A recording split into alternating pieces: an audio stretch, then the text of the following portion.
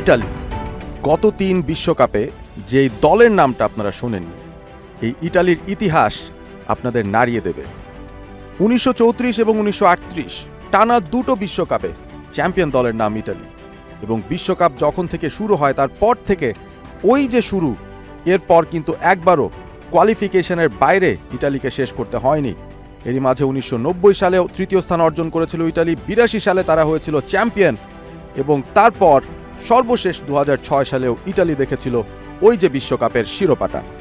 এবং এই পথ পরিক্রমায় ৪ বারের চ্যাম্পিয়ন ইটালি তারা বিশ্বসেরা ফুটবলারদের সামনে তুলে এনেছেন বিশ্বমঞ্চে। পাওলো মালদিনি, নেস্তা, বুফন, জামব্রোতা থেকে শুরু করে ক্যানাভেরো এবং পিরলো, গাতুসো, অ্যাম্ব্রোসিনিদের গল্প নিশ্চয়ই আপনারা সবাই শুনেছেন।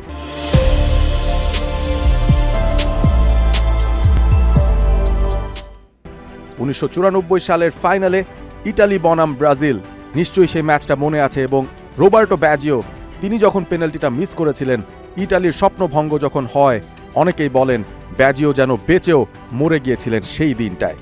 সেই ইটালি আবারও ফিরে আসে বীর প্রতাপে। ২০০৬ সালের বিশ্বকাপ তারা জিতে যায়, তবে সেই বিশ্বকাপেও জিনেদিন জিদান মাতেরাজিকে যেভাবে হেডবাট দিয়েছিলেন, সেই বিষয়টাই কিন্তু সবচেয়ে বেশি চর্চিত।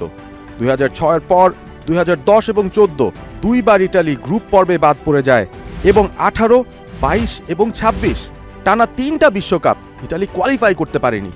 অবিশ্বাস্য হলেও সত্যি, ডনারুমা, বারেলা, বেরাত্তি, কিয়েজাদের মতো তারকা ফুটবলার থাকা সত্ত্বেও গত ৩ আসরে ইটালিকে দেখছে না বিশ্ব ফুটবল।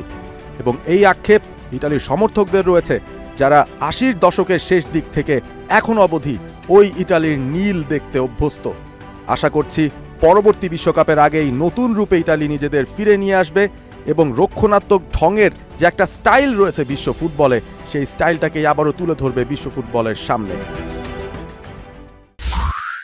রেডিও ভূমি ৯২.৮ FM।